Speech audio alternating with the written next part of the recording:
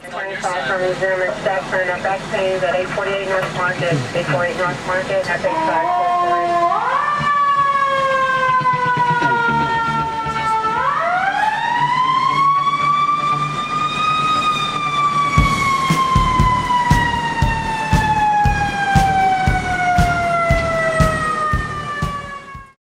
Hi, I'm Glendon Thompson with Sedgwick County Fire District Number 1.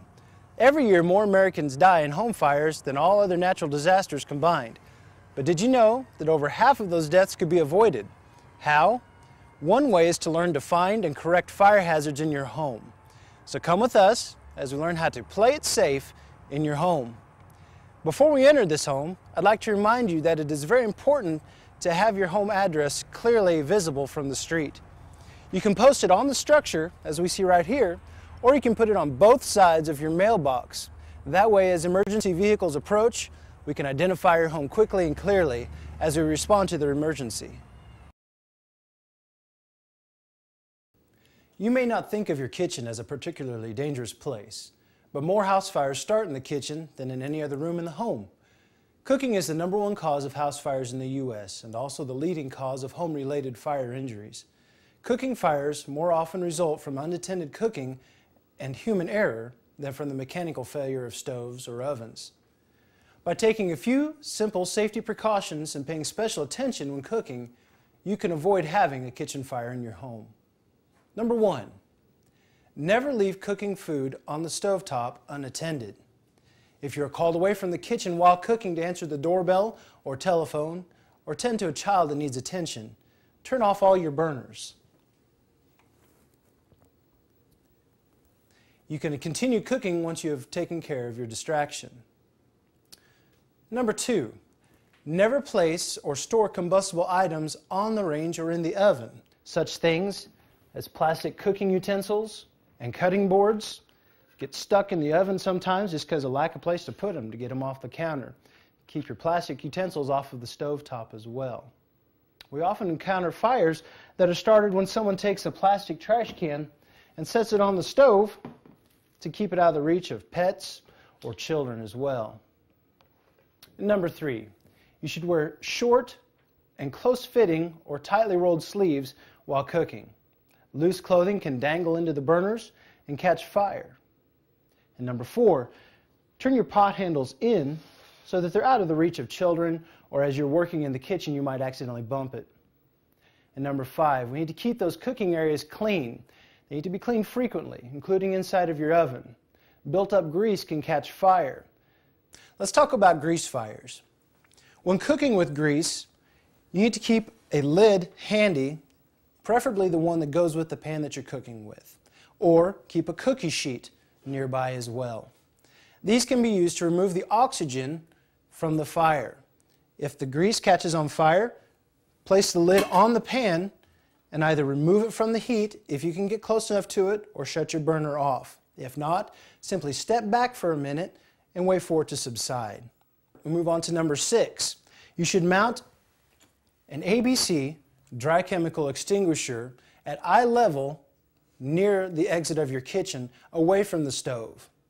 In relation to the grease fire, if you're having troubles getting it to go out with the lid or just removing it from the heat, you can use your dry chem extinguisher. It should be mounted in an easily accessible area, away from the stove, but on the way out of your kitchen. This seems to be a good place for it.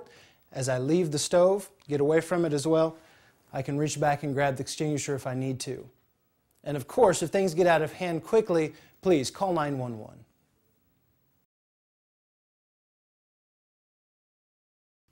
Safety should be the #1 consideration when heating your home. Prior to the start of every heating season, have your home's heating system checked by a qualified professional. Also inspect and clean fireplaces, wood stoves, and their chimneys. Convenience and cost savings have increased the popularity of alternate, potentially dangerous sources of heating, such as portable space heaters, kerosene heaters, and wood-burning stoves. These devices must be used according to their instruction and with extreme caution. Keep children and pets away from all heating sources. The following suggestions are recommended when using alternate heat sources. Allow enough clearance from combustible materials such as walls, floor coverings, ceilings, curtains, and furniture. Make sure the flue is open before lighting a fire, and don't close the flue until the fire is completely out. Don't leave space heaters operating when you're not in the room. When lighting a gas space heater, strike your match first, then turn on the gas. Don't use extension cords with electrical space heaters. The high amount of current they require could melt the cord and start a fire. Never use a gas range as a substitute for a furnace or a space heater. Electrical fires in our homes claim the lives of 485 Americans each year and injure 2,300 more.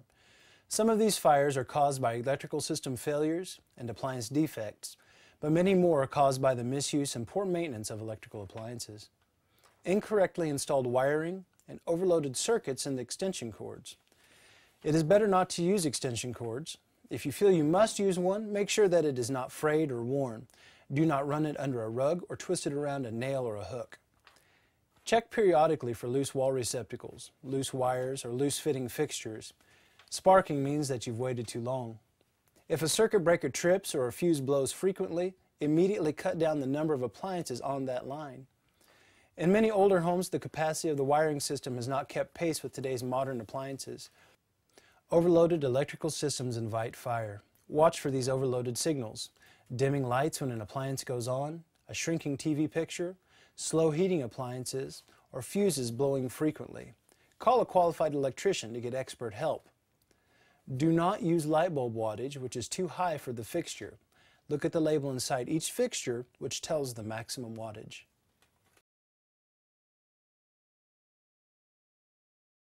Smoking is the leading cause of home fire deaths. If you must smoke, be extremely careful and never smoke in bed or in a place where you might fall asleep. Use large, deep ashtrays and empty them frequently. Never dump an ashtray into the trash without wetting the butts and ashes first. Keep lighters and matches out of the reach of children. Children are naturally curious about fire, so keep an eye on them. If a child repeatedly plays with the fire or seems to have a fascination with fire, call your local fire department at once for assistance in stopping this dangerous and life-threatening behavior.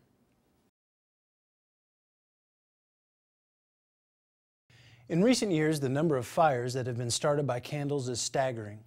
Use common sense whenever you burn candles, and remember, never leave a burning candle unattended, even if for just a little while. Keep all burning candles up high and out of reach of children and pets. Make sure the candles are placed on a sturdy piece of furniture in a heat-resistant holder that will not tip over. The best way to practice fire safety is to make sure a fire doesn't break out in the first place.